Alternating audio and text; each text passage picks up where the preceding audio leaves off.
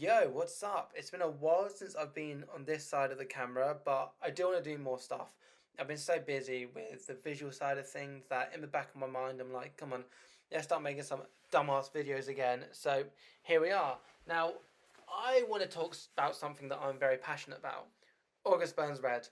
If you know me, you probably saw that coming. One of the best bands in the whole wide world. So I thought we'll kind of go through their albums. We'll have a little look, and we will probably debate because I wouldn't be surprised if I get some heat. Well, I hope not. I hope we can all agree and be friends. So let's get on with it, shall we? All right. So in 2005, they dropped Thrill Seeker. Now, Thrill Seeker, where it is a really class album and the only album with Josh Manning on it, I feel like it.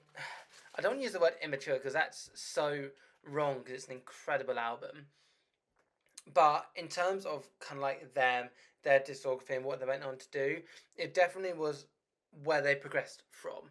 Now, I really do think you've got songs that shine out here, like your Little Suburbies in Ruins, or Barbarian, or In My Eyes, Too Late for Roses, that really kind of start to showcase, well, the whole album showcases where they started and where their interests as a band were, which was these kind of melodies, but these heavy breakdowns, weird tone signatures, a bit of a mess.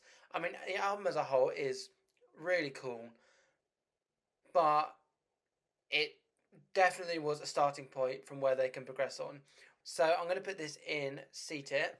Now, this isn't necessarily, obviously, it's a C tier album because I think in terms of ABR, all of their albums are A and above. I'm just kind of going to rank these as they are, but I'm probably not going to touch D tier, let's be honest. Okay, so they follow that up with Messengers, one of the most iconic metal albums ever written. I mean, it's Messengers, and they noticed that if they just hit the China, make some sick patterns, then everyone's going to be happy.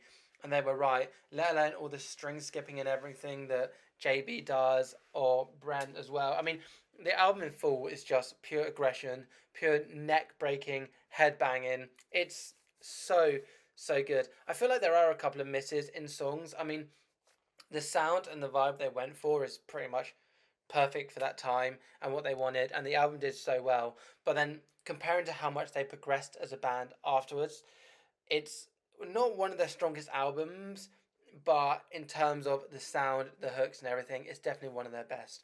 I mean, you've got the composure for starters is just a standout. It kind of stays the whole album as it is, and then obviously with these drum fills that Matt throws in that are extended into the breakdowns, like the main one in composure, it's it's so wicked. So I think we're gonna put it in.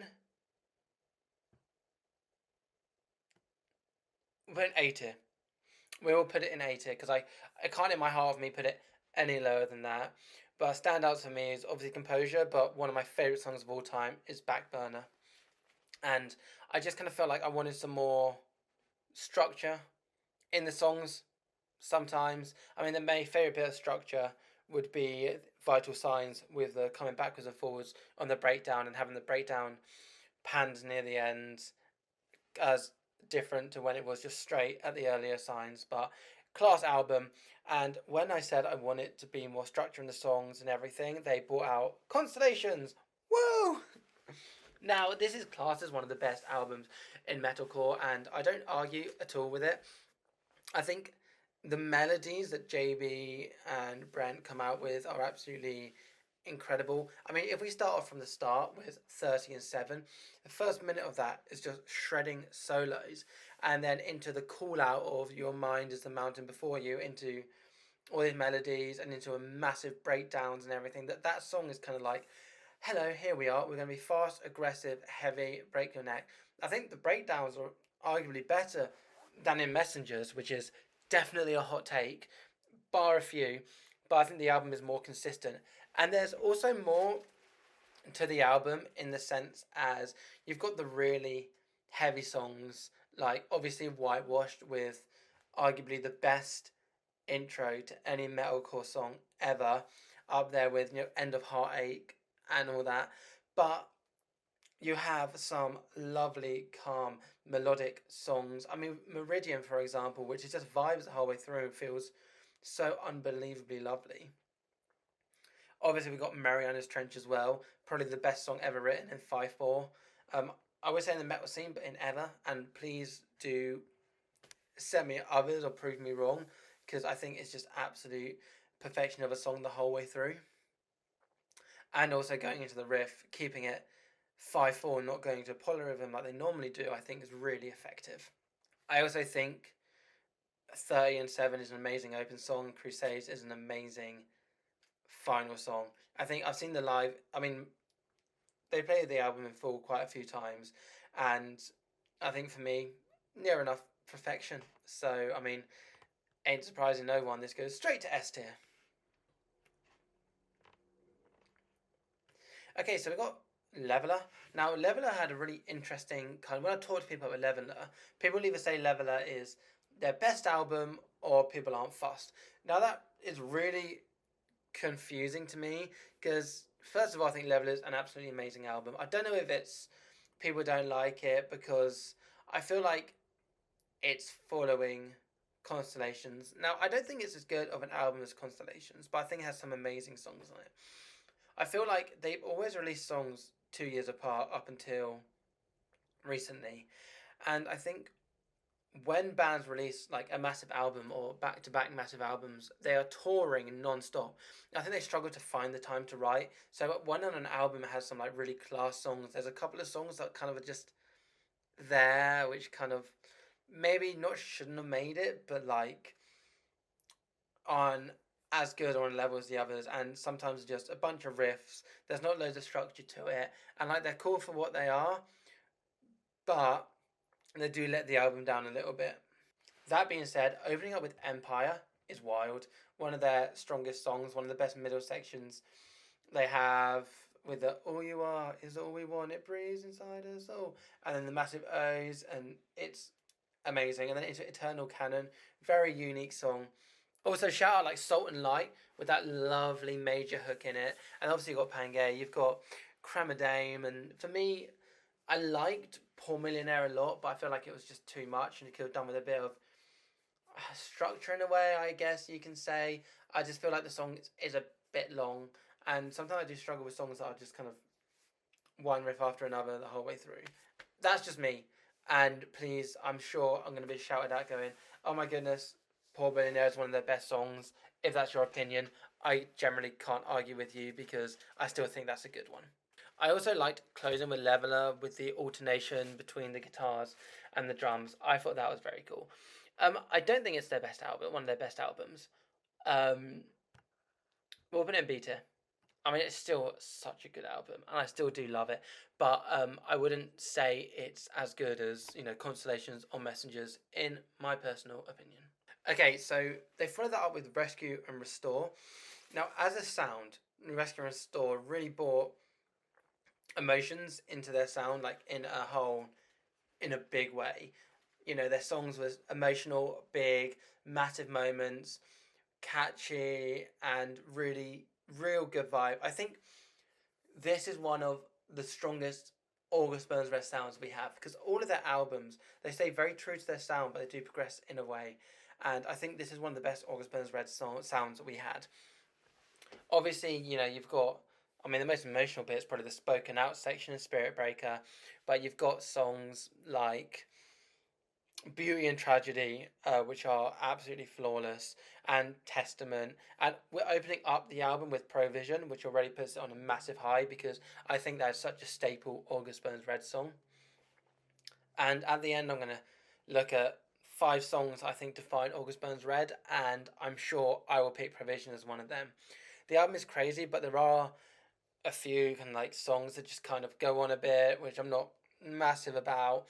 Despite the fact it's one of the best sounds August Burns Red have ever done, I don't think it's the best album they've ever done. I think it's really good. We're going to put in A. But I think it's like the same as I felt with Messengers, is it was such an incredible, awesome sound they had. But I struggled with it for a full album. And that's why I think Constellation is probably at the top because it's got a lot of variety in the album. And, we're taking this as albums, not songs. And I love that album so much. So, yeah, I mean, A tier, sick album. We're following that up with Found in Faraway Places. Now, if we're talking about variety in an album, I mean, we don't need to look any further than Found in Faraway Places. I'm just going to go straight ahead and just go straight up there. And I think a lot of us saw this coming. It's one of their albums, and an insane amount of people say this is their best album. And to be honest, I get it. I completely get it. I think there's so much in this album to dissect that I could be sat here for an hour talking about it. Opening up with The Wake is huge. That's such a powerful opening track into Martyr, which is equally as heavy, but has that massive, amazing outro that is just basically sets you up for the whole album. And these two songs, you know you're in for a good time. You got this Identity, which has that real major feel to it. Separating the Seas is so heavy. Then you've got Ghost with Jeremy, which really sings one of their best, one of their biggest songs. You have Everlasting Ending, majoring in the minors, of course, with that middle American section. I'm British, or I don't know what you guys are going to call that. A country section. I don't know, but honestly, it's impeccable. And then obviously the back of the album, you got like Blackwood, which I think is generally one of August Burns Red's strongest and best songs. And closing off with Vanguard is it's a class album front to back. I have no real complaints about this album. I think it's just phenomenal, and a lot of people would also agree that this is arguably August Burns Red's best album. This and Constellations, I'm not really too sure. I think it's really hard to make a decision on which one I like more. I think I'm gonna go like this because I've got more of an emotional connection towards Constellations, but that's the only reason why. Okay, so now we're leading on to Phantom Anthem in 2017. Okay, so this album opens up with King of Sorrow, their best opening song they have at all.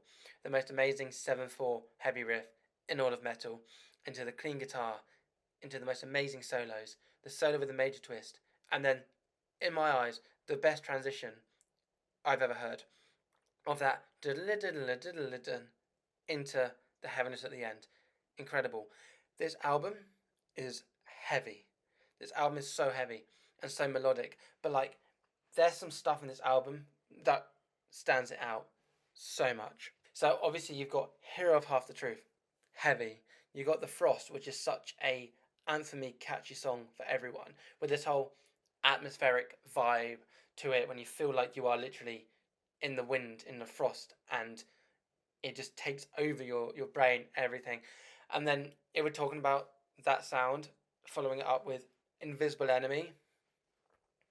Invisible Enemy is just one of the most amazing drum hooks ever. And Matt Grainer talks about it like it's really easy, but it's so incredible. I think this has the best melodies they've ever written, the best breakdowns they've ever written, the best songs they've ever written, the best album they've ever written. It's going straight to S tier. In the midst of COVID, we were blessed with something good, which was the new August Burns Red album, Guardians. Now, when they started releasing Guardians, they put out Defender with one of the coolest breakdown cooldowns. Who Will Deliver the Sentence was massive, and everyone loved that song. Everyone went nuts. Bones came out. I wasn't a big fan of Bones. A lot of people, I mean, most people loved that song. I don't know why it didn't do it for me, but it just didn't. I was like, oh, that's a shame. Because whenever I'm not thinking of an August Burns Red song as a 10 out of 10, I'm just sad. But then they released Paramount. I still think to this day that's one of their biggest songs, and so it should be. I think it's completely phenomenal. I think front to back, it's got the perfect walking through fire hook. It's got the breakdowns. That one where he goes, your imperfections, you're the... Yeah, I mean, if you know what I mean, you do. If you don't, that's fine. I think that's one of the coolest headbanging hooks they have. I think it is one of August Burns Red's top songs. Now, this whole album I thought was class. I mean, you've got Black Letter, which is probably the heaviest breakdown they've done. I mean, definitely, probably is the heaviest breakdown they've done. And really like the most perfect breakdown through the like kind of three sections of it and everything, the massive build up. I mean, that song is just heaviness into a breakdown. I remember hearing it for the first time and I was just blown away. I think the narrative is a really cool opener. I don't think it's one of their strongest openers, but like it works so well as an opener. But yeah, Ties Are Blind, Exists by Instinct, Three Fountains being a really class closer. I'm putting this album right there. There it is. Cool. So let's move on to Death Below, because I think we said we need to talk about Guardians. It's an amazing album. I absolutely love it. And Death Below is next. Okay, so they started Death Below with Ancestry with Jesse Lynch.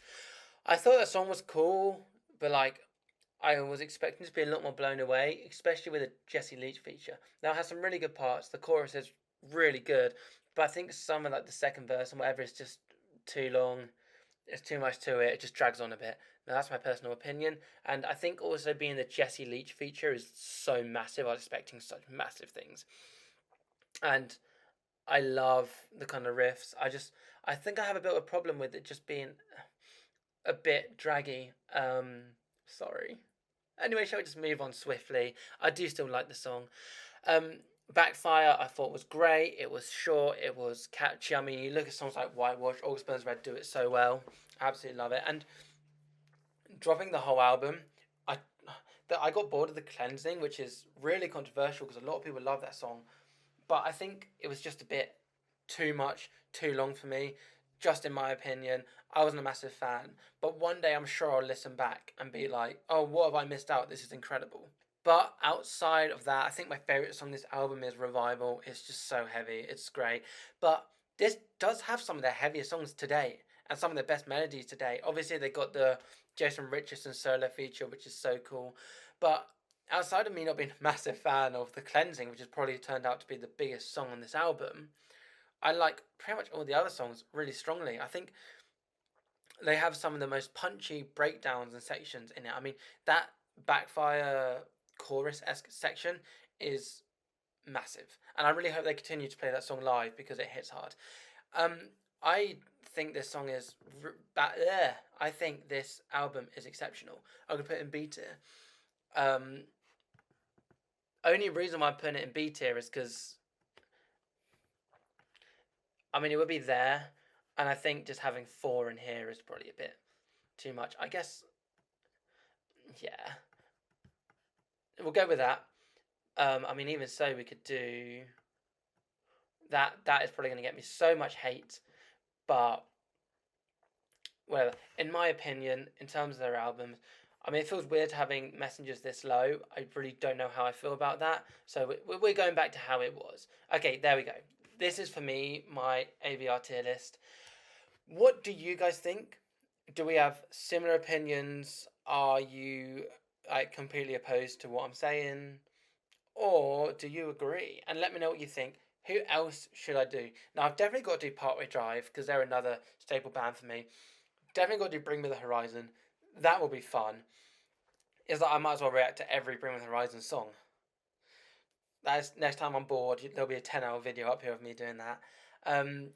Whitechapel probably. So let me know who else I should delve into and do a little tier list of. But thanks for watching. Feels kind of good just to be back talking in front of a camera. Let me know. Nice. Peace.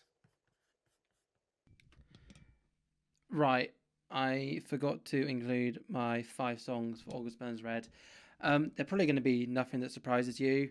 I'm going to go for King of Sorrow. I'm going to go for Invisible Enemy. I'm going to go for Whitewash. I'm going to go for Provision. I'm going to go for Composure. I think that kind of gets it all. So, yeah, there you go.